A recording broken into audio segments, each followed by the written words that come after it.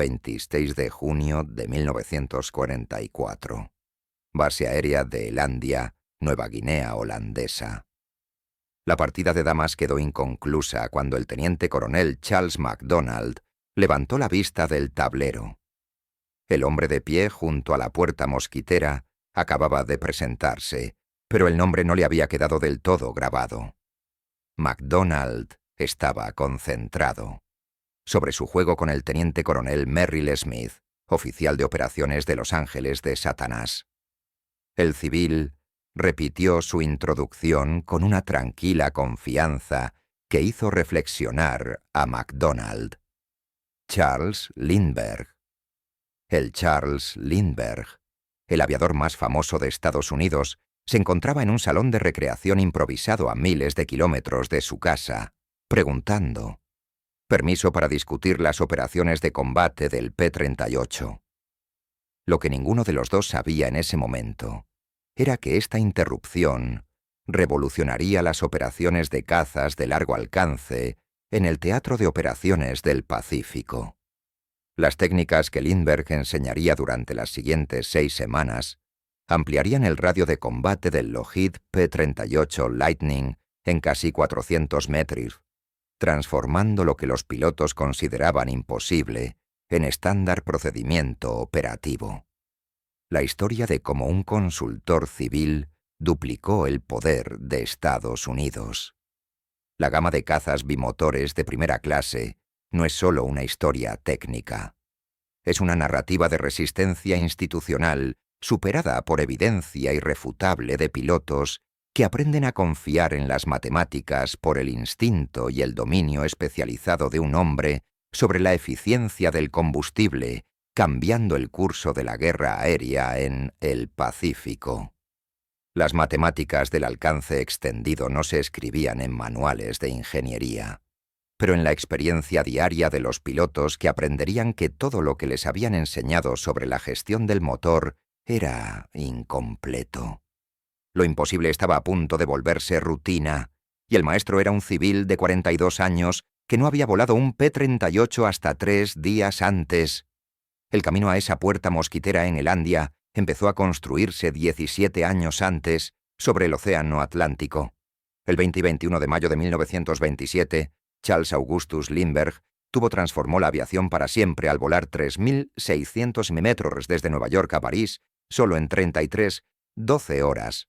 El monoplano Ryan NYP que volaba, Spirit of St. Louis, transportaba 450 galones de combustible en tanques tan grandes que bloqueaban la visión hacia adelante. Lindbergh había navegado por periscopio y estima, gestionando el consumo de combustible con una precisión que habría parecido paranoico para otros pilotos de la época. Aterrizó en Labour Field con 85 galones. Restante, habiendo logrado un ahorro de combustible que los expertos habían considerado imposible para un motor radial de torbellino adecuado.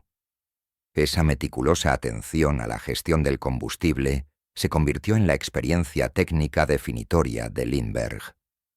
A lo largo de la década de 1930, mientras realizaba vuelos de reconocimiento para Pan American Airways a través del Pacífico y el Atlántico, Lindbergh perfeccionó técnicas que ampliaron el alcance mucho más allá de las especificaciones del fabricante. Comprendió que las cifras de autonomía publicadas representaban promedios, no límites. Cada motor tenía un rendimiento óptimo, envolvente de funcionamiento donde la potencia de salida, el consumo de combustible y el estrés mecánico alcanzaron un equilibrio perfecto. Para encontrar esa envolvente fue necesario comprender la relación entre la presión del colector y las RPM de la hélice, ajustes de la mezcla, e indicaban la velocidad del aire de maneras que iban mucho más allá del entrenamiento estándar. Para 1944, Lindbergh había convertirse en uno de los principales expertos mundiales en vuelos de largo alcance, pero su relación con los Estados Unidos. El ejército se complicó por su aislacionismo de antes de la guerra.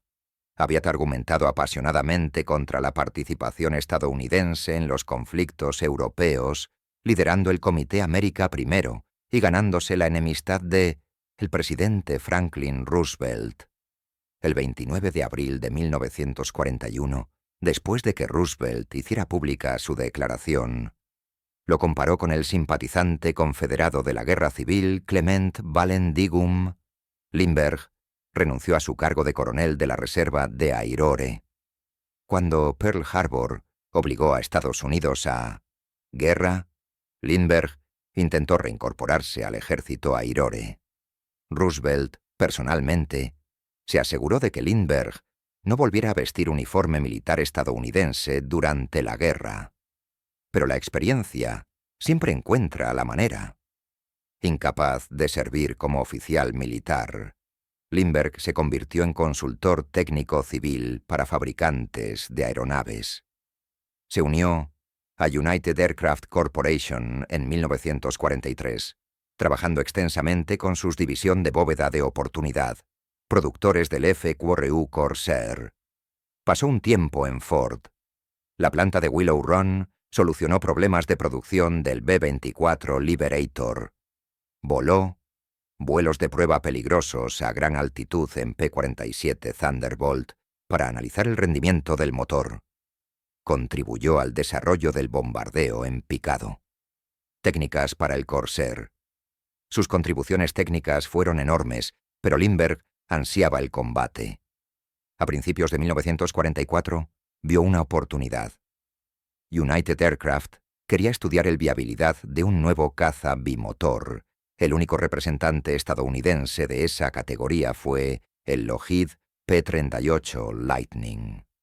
Lindbergh convenció a United Aircraft para enviarlo al Teatro del Pacífico como representante técnico para observar las operaciones del P-38 en condiciones de combate.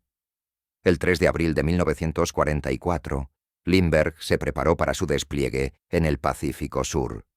Visitó Brooks Brothers en Nueva York para comprar un uniforme de oficial naval sin insignias. En la librería de Brentano compró un pequeño Nuevo Testamento y escribió en su diario ese día: como solo puedo llevar un libro y uno muy pequeño, esa es mi elección. No habría sido una.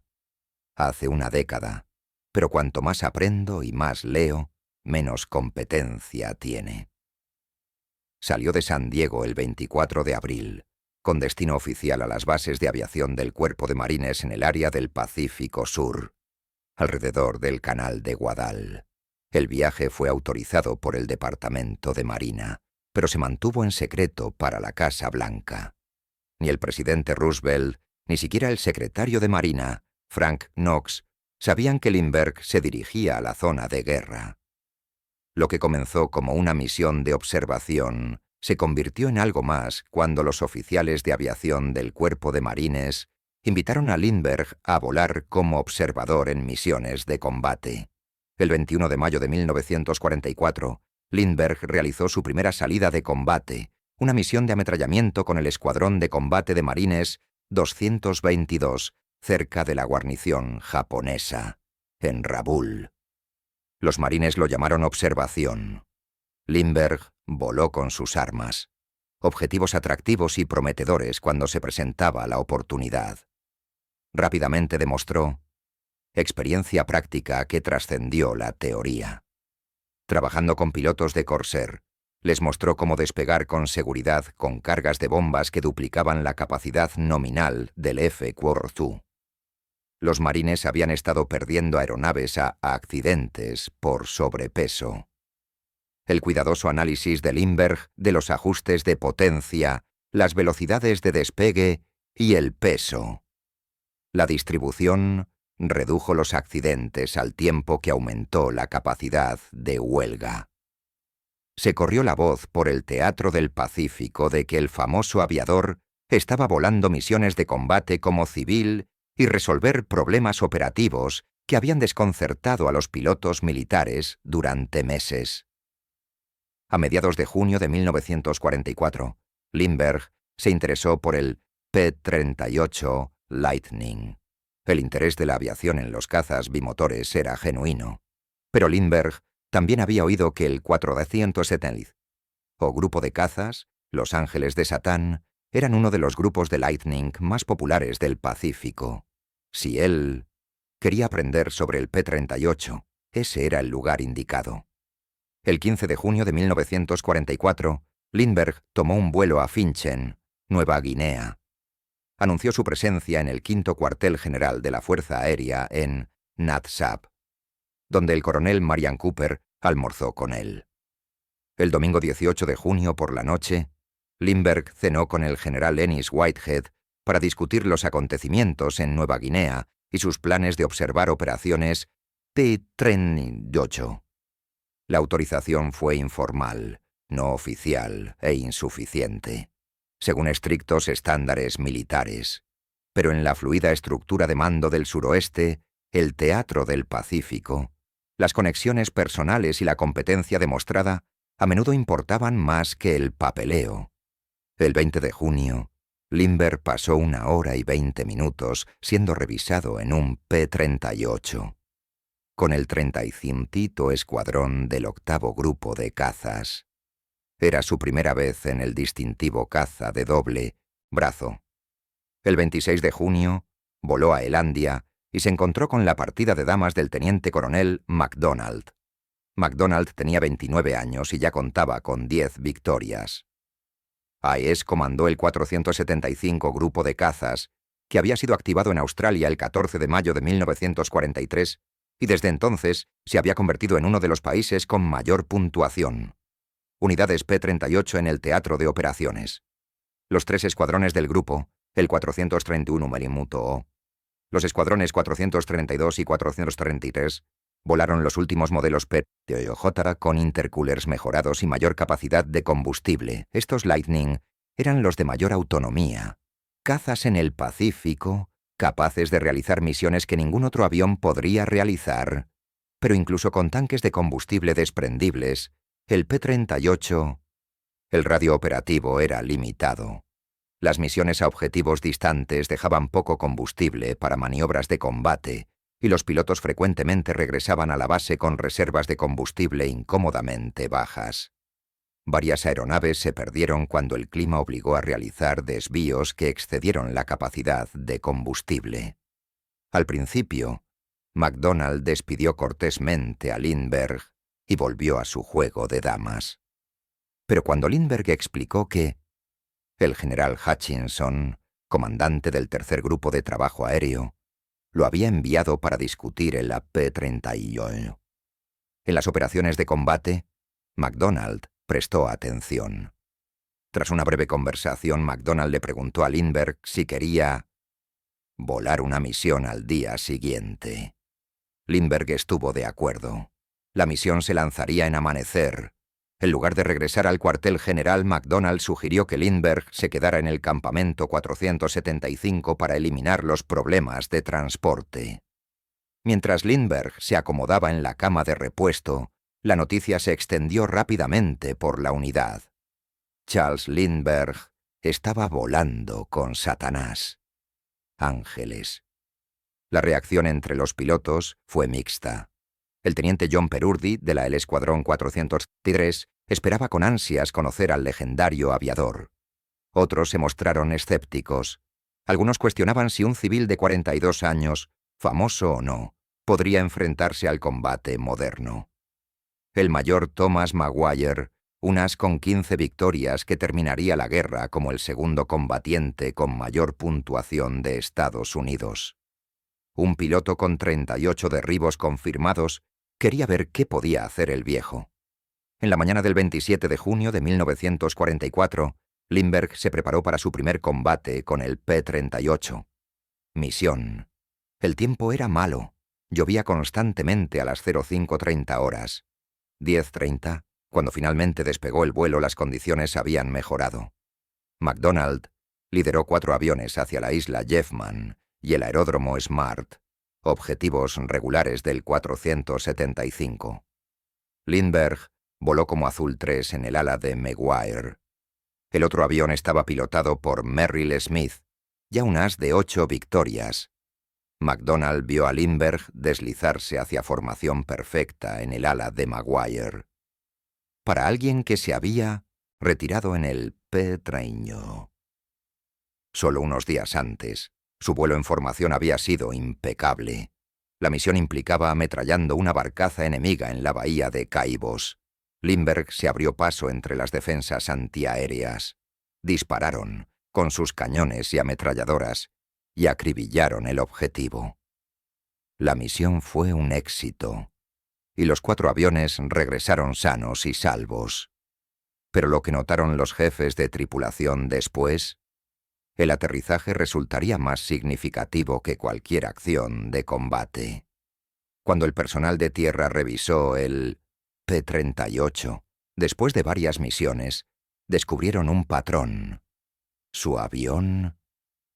Regresaron consistentemente con sustancialmente más combustible restante que otros pilotos que volaron en misiones idénticas. Después de una misión de reconocimiento armado de 6 horas y media, el 1 de julio, a las pistas de aterrizaje enemigas a lo largo de la bahía de Gilvink, en la costa oeste, Lindbergh aterrizó con 210 galones de combustible restantes. Otros pilotos, de la misma misión, regresaron con los indicadores de combustible mostrando tanques casi vacíos. El 1 de julio 3 Pitoseno. El grupo escoltó a 16 bombarderos B-25 en un ataque contra la isla Jeffman. Tras el ataque, los Lightning salieron a cazar barcazas. En menos de una hora, 2 pilotos informaron que les faltaba combustible y se descompusieron. De regreso a casa. Lindbergh continuó la misión. Sus indicadores de combustible mostraban reservas cómodas. McDonald notó la discrepancia y convocó una reunión. 2 días después de la llegada de Lindbergh, el coronel reunió a los pilotos del 475 en su sala de recreación. La instalación era rudimentaria, con pisos de tierra compactada bajo una palmera. Un techo de paja, una mesa de ping-pong y algunas barajas de cartas completan el mobiliario. Bajo la luz cegadora de las bombillas sin pantalla, McDonald se puso manos a la obra. Presentó formalmente a Lindbergh y le pidió que explicar cómo regresaba constantemente con más combustible que cualquier otro piloto del grupo. Lo que sucedió después sería cambiar las operaciones del P-38 en todo el teatro de operaciones del Pacífico. Lindbergh se presentó ante... Los pilotos se reunieron y les explicaron las técnicas de control de crucero que había desarrollado para el Lightning. El procedimiento, operativo estándar enseñado a todos los pilotos del P-38, requería volar a una velocidad de crucero de 2.200 a 2.400 RPM, con la mezcla ajustada a Auto-Reach. Esta configuración proporcionaba buena potencia y se consideraba segura para los motores, pero también fue un desperdicio. Lindbergh explicó que al reducir la velocidad del motor de las 2.200 RPM estándar hasta 1.600 RPM, configurando la mezcla de combustible en autopobre en lugar de autoenriquecida y aumentando ligeramente la presión del colector para compensar las RPM más bajas, los pilotos podrían reducir drásticamente consumo de combustible sin perder velocidad de crucero efectiva. La configuración específica que recomendó fue 1.600 RPM. A 30 pulgadas de presión del colector de mercurio, con la mezcla ajustada para autopurificar y velocidad aerodinámica indicada de 296 mRs/h. Estos ajustes redujeron el consumo de combustible, aproximadamente 70 galones, logrando unos 2,6 mililitros por galón. En comparación con los ajustes de crucero estándar consumían significativamente más combustible, pero el ahorro fue enorme. Lindbergh predijo que estas técnicas extenderían el radio del Lightning en 400 metros, lo que permitiría misiones de 9 horas. Cuando él concluyó su presentación media hora después, la sala quedó en silencio. Los pilotos... Me quedé con la boca llena de pensamientos incómodos. La idea de un vuelo de 9 horas no les sentó bien a los hombres que ya... Las misiones de 7 horas eran agotadoras. La cabina del P-38 era estrecha. Los pilotos se sentaban en sus paracaídas con una balsa de emergencia y mineral debajo. Sus trajes de supervivencia eran incómodos. 7 horas en esa cabina ya estaban superando los límites de la resistencia humana. 9 horas. Parecía inconcebible. Más preocupante fue la recomendación de Lindbergh de hacer funcionar los motores a configuraciones que se les había enseñado específicamente a evitar. La combinación de bajas RPM y alta presión del colector era llamado pasar por encima del cuadrado. El entrenamiento de vuelo militar enfatizó que la operación sobre el cuadrado dañaría motores. La detonación resultante causaría el sobrecalentamiento de las culatas, lo que provocaría una falla catastrófica del motor. A los pilotos se les enseñó que si la presión del colector excedía las RPM en más de unas pocas pulgadas, corrían el riesgo de hacer estallar su avión. ¿Motores? Ahora bien, este civil estaba sugiriendo que deberían operar rutinariamente sus motores en una condición en la que tuvieran. Habían sido advertidos de que era peligroso. El escepticismo en la sala era palpable. Varios pilotos intercambiaron miradas. Algunos negaron con la cabeza. Un piloto calificó abiertamente la técnica de Lindbergh de peligrosa. Pero McDonald entendió algo importante. Lindbergh no hablaba desde la teoría. Había volado misiones de combate utilizando estos ajustes. Su P-38 no había sufrido daños, problemas de motor. Su avión había regresado repetidamente con reservas de combustible que le daban flexibilidad operativa. Los pilotos carecían de ellos. El coronel decidió poner la técnica a prueba en la práctica. Si funcionaba, el 475 tendría una ventaja operativa decisiva. Si fallaba, lo sabrían rápidamente. Durante la semana siguiente, los pilotos comenzaron a experimentar con cautela con Lindbergh. Configuración de crucero. Los vuelos iniciales fueron cortos, lo que permitió a los pilotos regresar a base rápidamente si los motores mostraban señales de avería. Los primeros pilotos en intentarlo, el técnico informó con nerviosismo que sus motores sonaban diferente a bajas revoluciones. El profundo rugido del Allison BU-1. Los motores de 1710 cambiaron de carácter, pero los indicadores de temperatura se mantuvieron normales. Aceite. La presión se mantuvo dentro de rangos aceptables. La temperatura de la culata, indicador crítico de detonación, en realidad, funcionaba a menor temperatura que con ajustes de RPM más altos. A medida que aumentaba la confianza, los pilotos comenzaron a usar las técnicas de Lindbergh en misiones más largas. El ahorro de combustible fue innegable. Misiones que habían requerido el retorno inmediato, después de los ataques a objetivos, podría ahora incluir patrullaje aéreo de combate extendido. Los vuelos que obligaban a los pilotos a controlar cuidadosamente el consumo de combustible ahora terminaban con cómodas reservas. El radio de combate efectivo del P-38, anteriormente de aproximadamente 570 millas, se extendió a 700 Minurtem, luego 750 nmi. Los pilotos descubrieron que podían alcanzar objetivos que habían sido considerado más allá de la capacidad del Lightning, luchar durante 15 minutos sobre el área objetivo, y aún así, regresar con un reserva de combustible de 1 hora. La transformación fue revolucionaria. El escepticismo se desvaneció a medida que la misión. Después de la misión, se demostró la eficacia de la técnica. Lindbergh voló regularmente con el 495 acumulando horas de combate y enseñando con el ejemplo. Lideró vuelos, demostrando que el observador civil podía manejar el combate tan bien como cualquier piloto militar. En las misiones que dirigía, su indicativo era simple. El señor Lindbergh explicó la física detrás, la técnica de maneras que ayudaron a los pilotos a entender por qué funcionaba. Aeronaves. Los motores producen energía quemando combustible para crear presión que impulsa los pistones. La cantidad de combustible quemado por unidad de tiempo determina el consumo de combustible. El objetivo es para maximizar la eficiencia, generando la máxima potencia con el mínimo consumo de combustible. Ajustes de crucero tradicionales de altas RPM. Producía mucha potencia, pero desperdiciaba combustible porque el motor giraba rápidamente y quemaba combustible innecesariamente. Al reducir las RPM y aumentar la presión del colector, se podría producir la misma potencia con menos ciclos de combustión.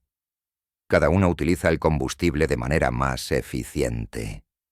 La configuración de mezcla pobre mejoró aún más la eficiencia al proporcionar solo suficiente combustible para una combustión completa, eliminando el exceso utilizado en autoricos, modo de enfriamiento del motor a alta potencia. Los motores no detonaron porque la potencia establecida era superior. El cuadrado por relación no era realmente una operación de alta potencia. La presión del colector de 30 pulgadas era moderada, muy por debajo de los 60 pulgadas de potencia de emergencia, utilizados para el despegue y el combate. Las RPM más bajas en realidad redujeron el estrés mecánico en los componentes del motor. La técnica no era peligrosa, simplemente era diferente de lo que se les había enseñado a los pilotos. La experiencia de Lindbergh llegó de años de experiencia en vuelos de largo alcance. Su travesía del Atlántico en 1927 le enseñó que las especificaciones publicadas eran puntos de partida, no límites. Su trabajo con Pan American Airways en la década de 1930, estudiando rutas transpacíficas y transatlánticas, le había proporcionado miles de horas para experimentar con la gestión del combustible. El P-38 tenía una ventaja que lo hacía experimentación menos arriesgada de lo que parecía. Motores gemelos.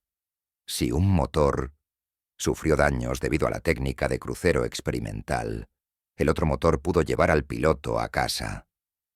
Sobre la Basta, en el Pacífico, donde una falla mecánica significaba la muerte por ahogamiento o captura por los japoneses, la mayoría de los pilotos viajaban en aviones monomotores. Los cazas volaron de forma conservadora, pero la redundancia del P-38 creó una margen para explorar con seguridad la envoltura. Y Lindbergh sabía por la situación del suministro que el riesgo era aceptable. Allison estaba enviando motores Bell 710 de repuesto y piezas al Pacífico en cantidades generosas. Si un motor necesitaba ser reemplazado después de una operación experimental, los equipos de tierra podían instalar la nueva central eléctrica. Se instaló rápidamente. La ventaja operativa de una mayor autonomía justificaba aceptar un pequeño riesgo. Aumento del desgaste del motor. El cálculo resultó correcto. Ningún motor P-38 falló, debido a las técnicas de crucero de Lindbergh. A finales de julio de 1944, el crucero de Lindbergh. Las técnicas de control se estaban extendiendo por las unidades P-38 de la Quinta Fuerza Aérea.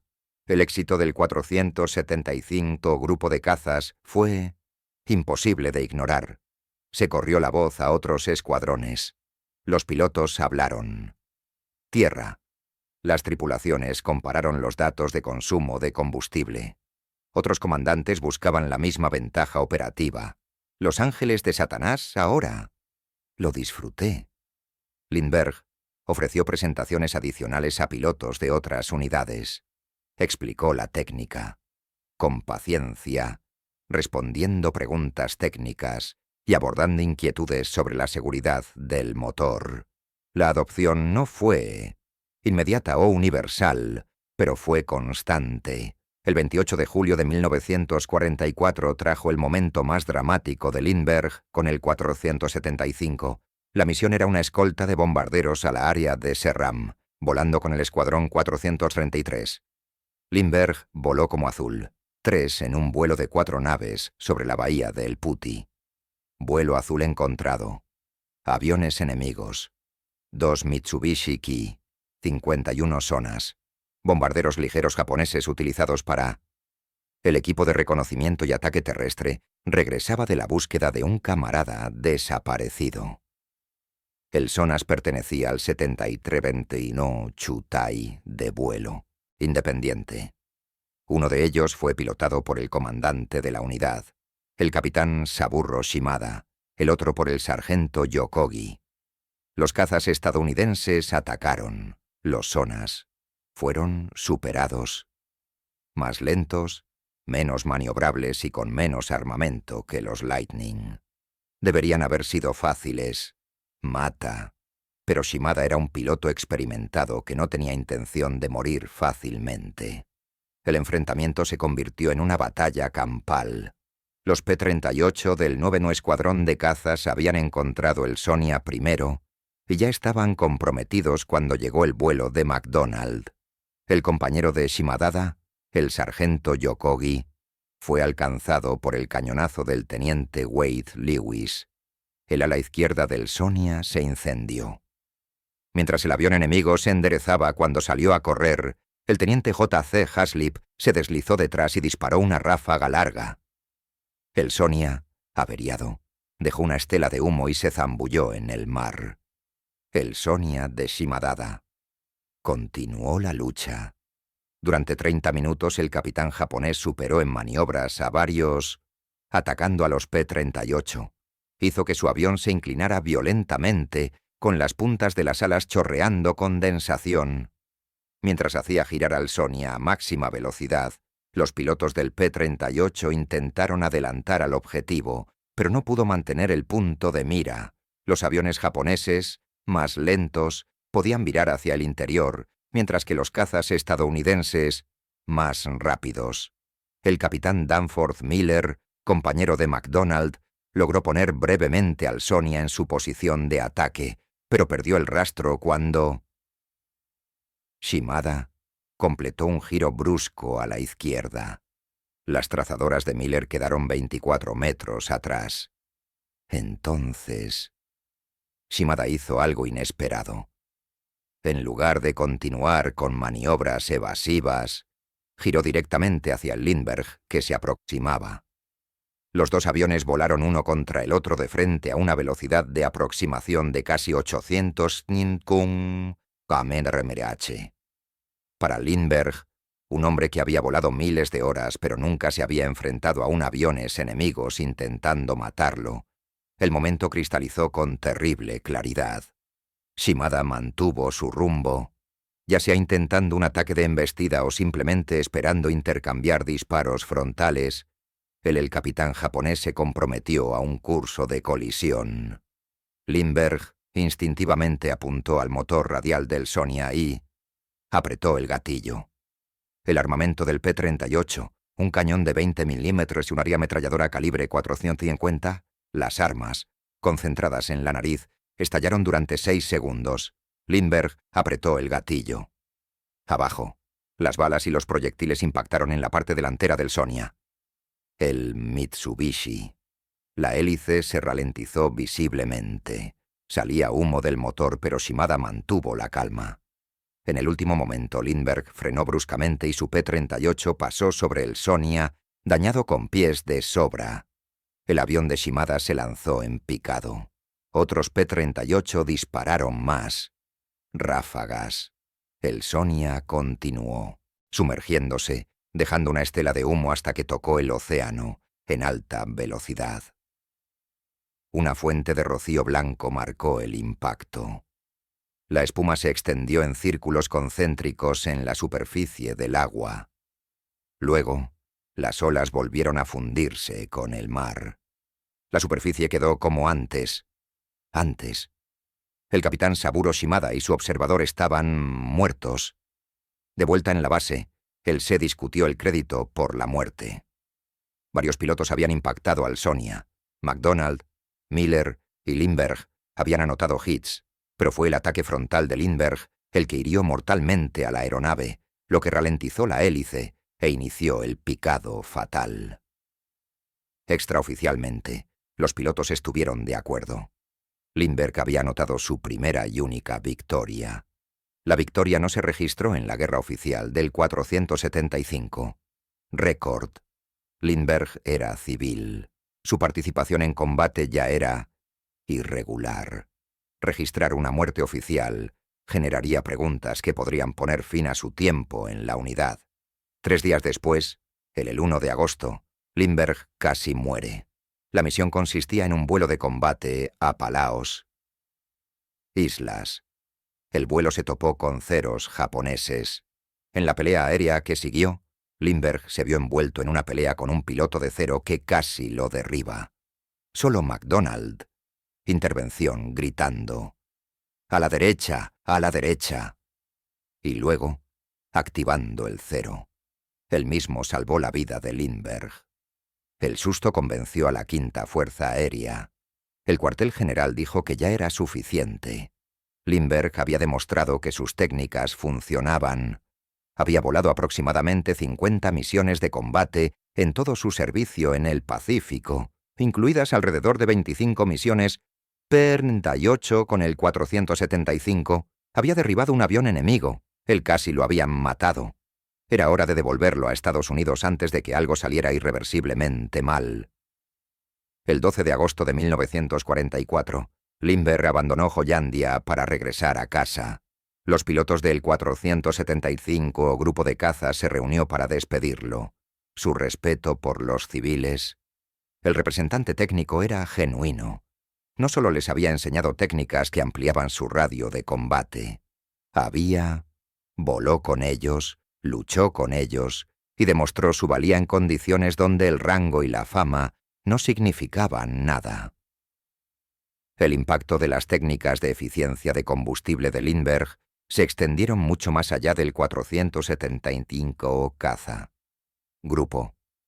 Para octubre de 1944, las unidades P-38 en todo el Pacífico estaban utilizando variaciones en la configuración del control de crucero. Los valores específicos variaron ligeramente según la unidad y las condiciones, pero el principio era universal. A menores RPM, mayor presión en el colector. Mezcla más pobre, todo combinado para ampliar drásticamente la autonomía. El funcionamiento. Las implicaciones fueron profundas. Objetivos que habían sido inalcanzables se volvieron accesibles. Las bases japonesas que habían disfrutado de inmunidad frente a las escoltas, de cazas, ahora se enfrentaban a los P-38 con suficiente combustible para luchar sobre el objetivo y regresar a casa sanos y salvos. El alcance extendido permitió a los cazas bombarderos de escolta en misiones que previamente se habían realizado sin escolta o que no se habían realizado. Cazas de largo alcance. Podrían penetrar más profundamente en territorio controlado por Japón.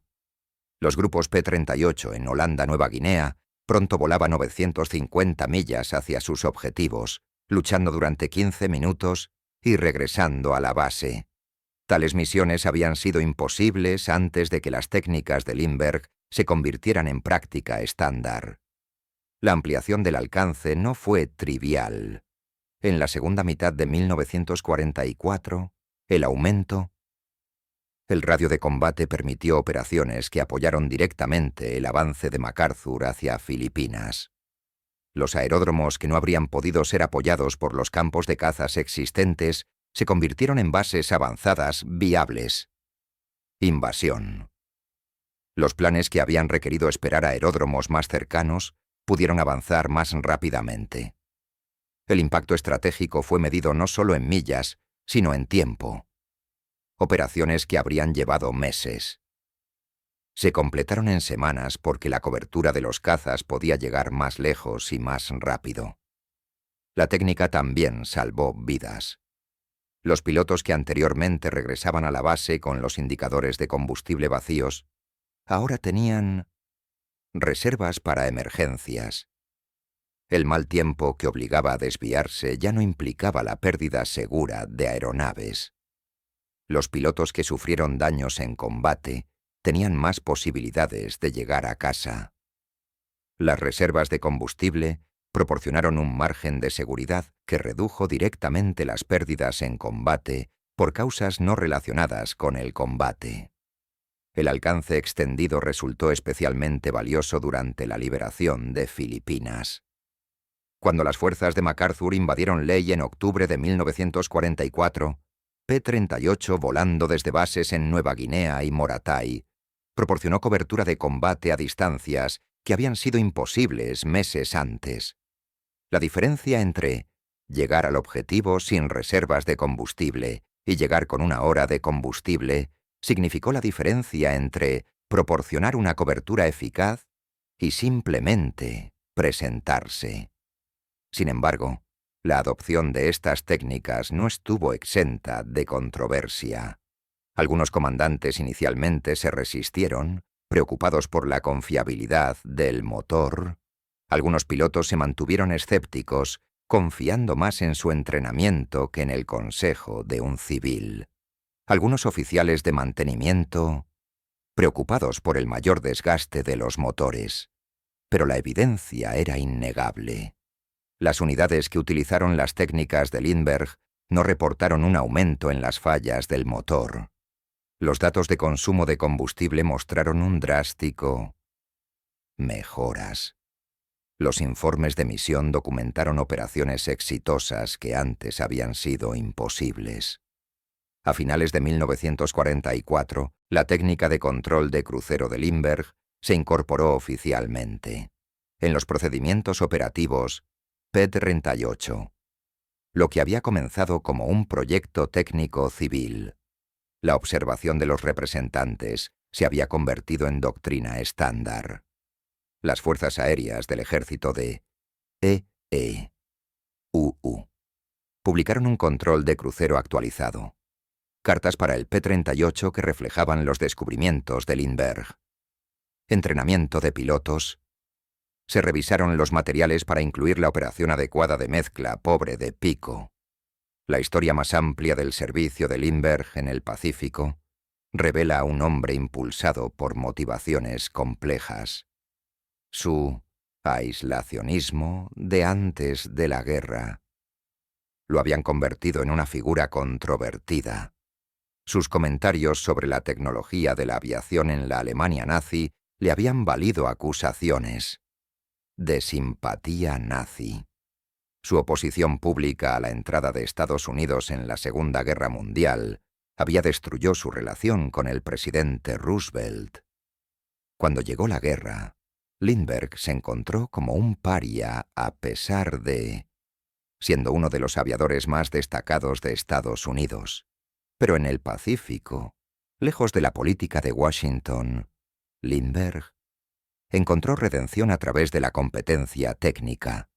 Los pilotos de la Infantería de Marina y de la Fuerza Aérea del Ejército que volaron con él, juzgaron. No lo distinguió por sus posiciones políticas, sino por su habilidad de vuelo y su coraje. El mayor Richard Bong, el as con mayor puntuación de Estados Unidos, con 40 victorias logradas mientras servía en el cuartel general del PMO Fighter Command, y varias unidades en el teatro, le dijeron a un reportero de United Press que Lindbergh era un piloto tan prometedor como cualquiera de nosotros. Él habría estado ahí fuera liquidando japoneses todos los días si el general Kenny lo hubiera dejado. La evaluación de alguien de Bong. El calibre significaba más de lo que cualquier rehabilitación política podría haber proporcionado. Lindbergh había demostrado su valía donde la prueba lo que más importaba en combate. Tras regresar a Estados Unidos a mediados de agosto de 1944, Lindbergh continuó sus contribuciones técnicas al esfuerzo bélico. En octubre de 1944, participó en una operación conjunta, Conferencia del Ejército y la Marina sobre el rendimiento de los aviones de combate en la Estación Aérea Naval de Puquisen Río, Maryland. Voló y evaluó aviones japoneses capturados, proporcionando perspectivas sobre las capacidades del enemigo. Continuó asesorando a United Aircraft y otros fabricantes, solucionando problemas que surgieron en operaciones de combate.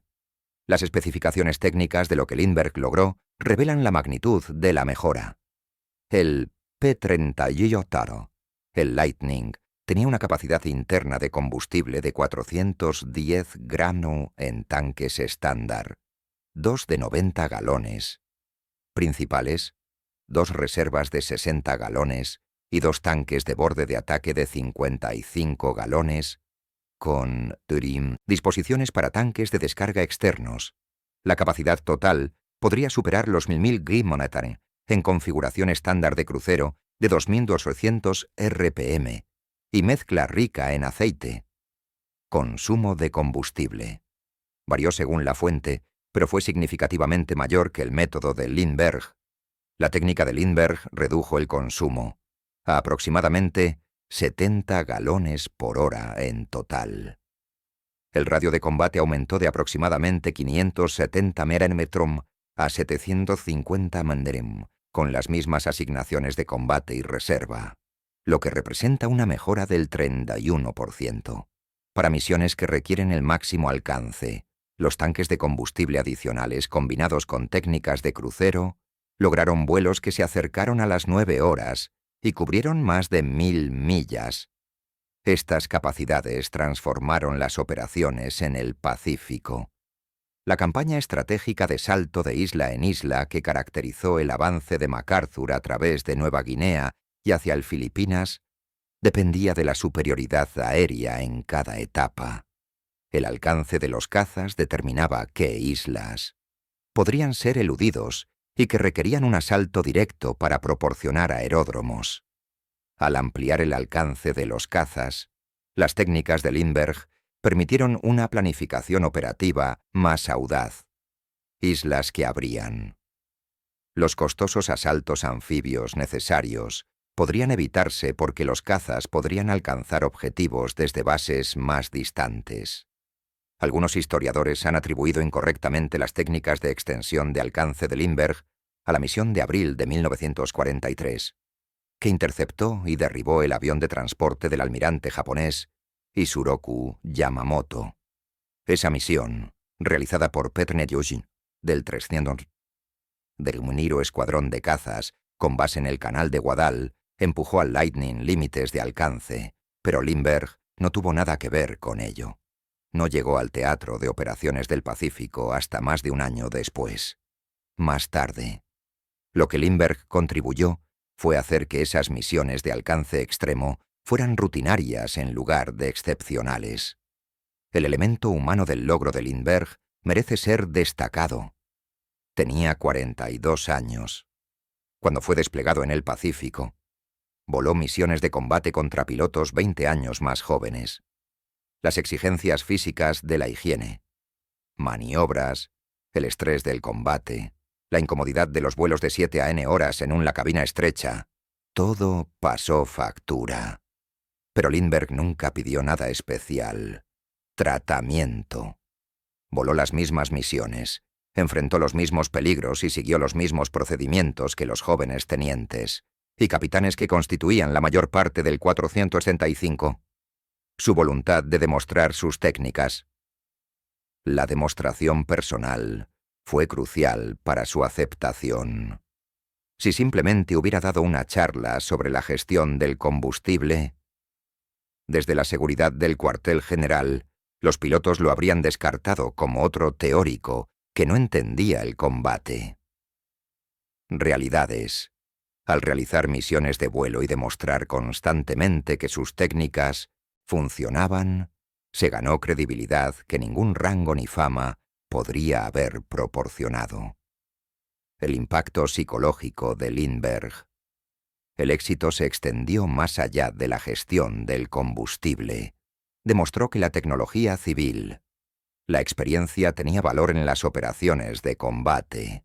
Las organizaciones militares naturalmente priorizan el rango y el combate.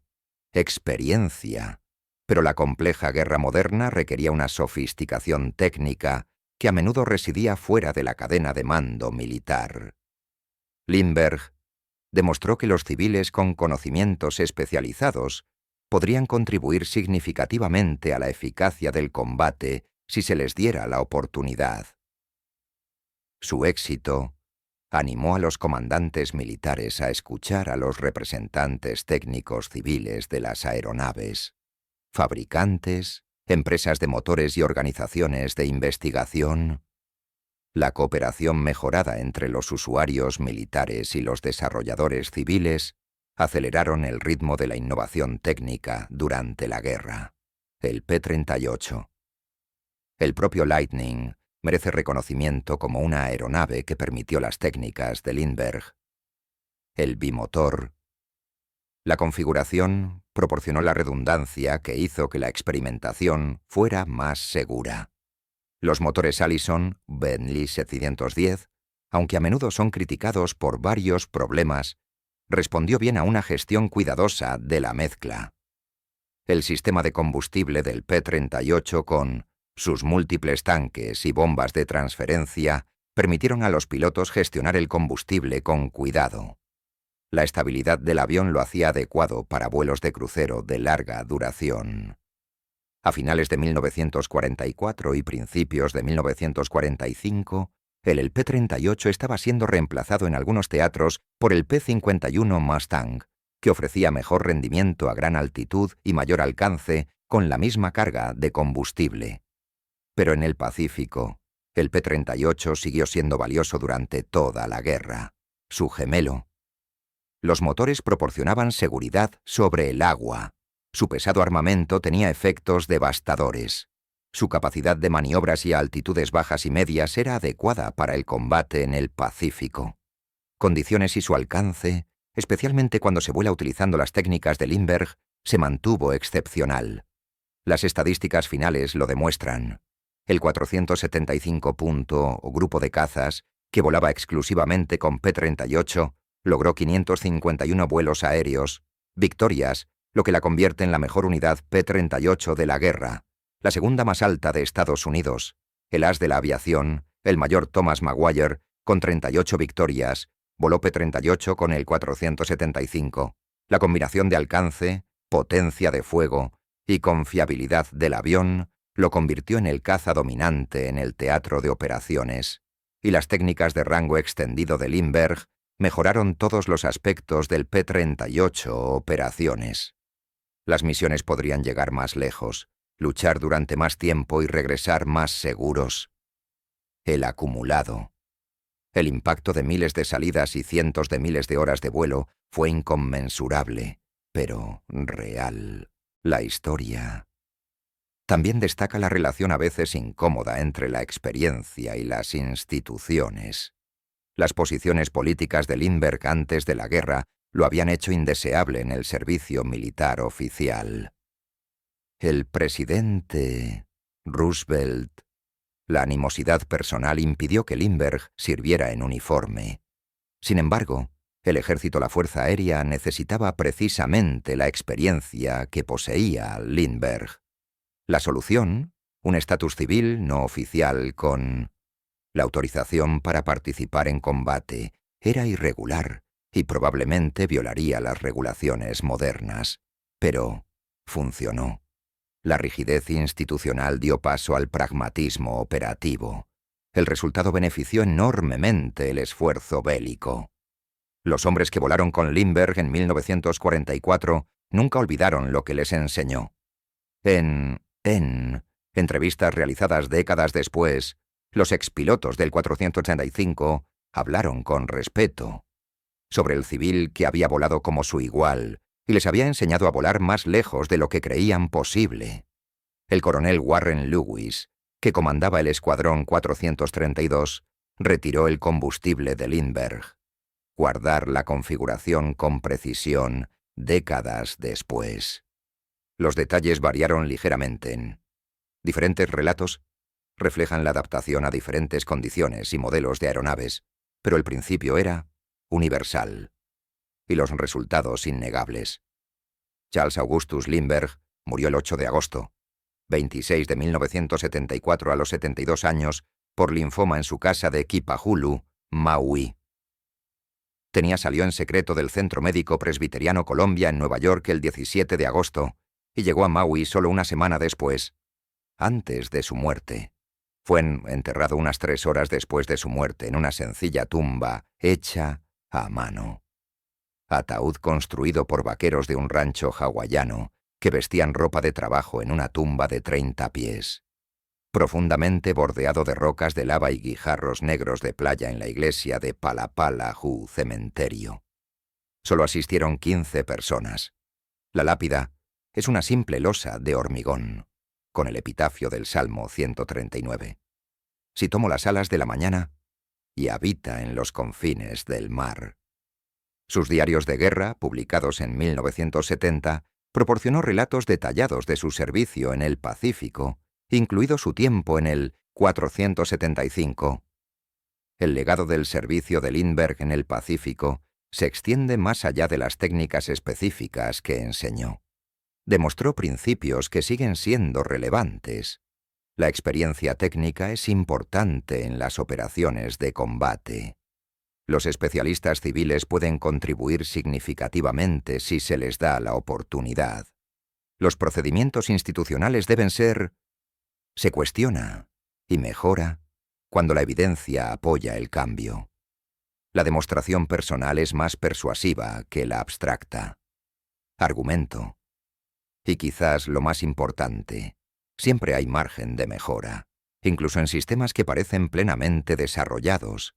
En definitiva, el logro de Lindbergh en el Pacífico representa una intersección única de experiencia especializada y necesidad operativa. El teatro de operaciones del Pacífico exigía alcance extremo de los cazas. Los procedimientos existentes limitan el alcance por debajo de lo que la aeronave era técnicamente capaz de lograrlo. Lindbergh poseía un conocimiento único en gestión de combustible gracias a su... Se centró en la eficiencia durante décadas. Tuvo la oportunidad de aplicar esa experiencia en condiciones de combate, donde los resultados podían medirse objetivamente. Tuvo el coraje de demostrar sus técnicas personalmente, arriesgando su vida, para probar sus teorías. Y tenía el enfoque de trabajar con los pilotos como iguales en lugar de exigir reconocimiento por su fama.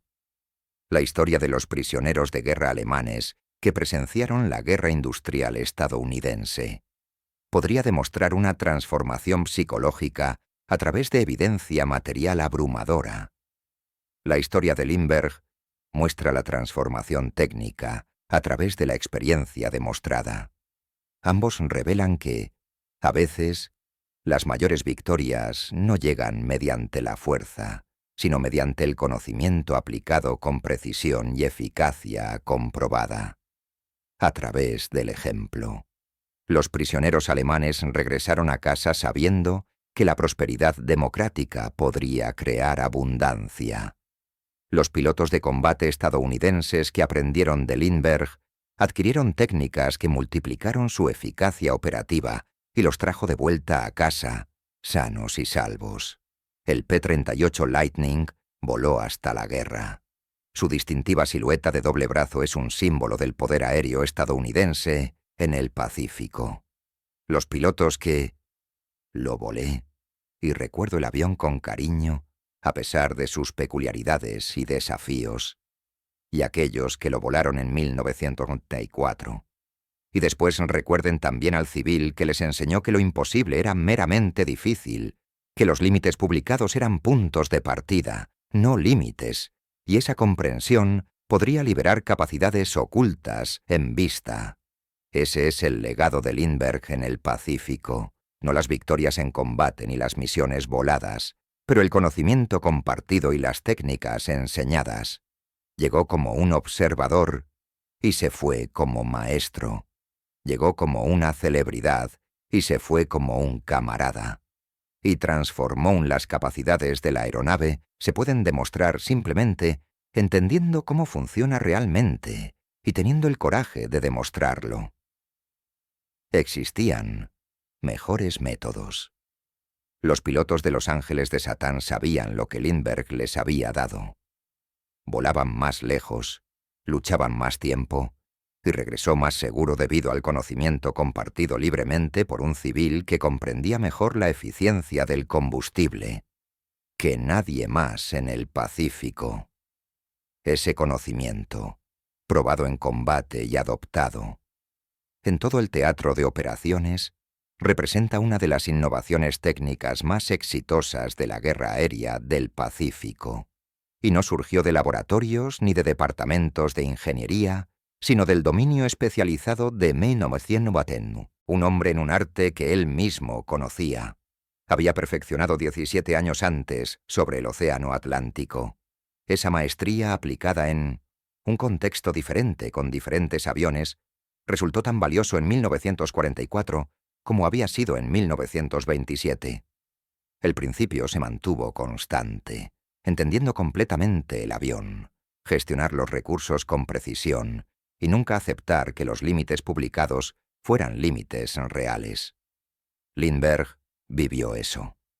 Principio, y durante 6 semanas, en el verano de 1944, se lo enseñó Stein a algunos de los mejores pilotos de combate del Pacífico, quienes a su vez lo enseñaron a otros, difundiendo conocimientos que cambiaron la forma en que Estados Unidos luchó en la guerra aérea en el Pacífico.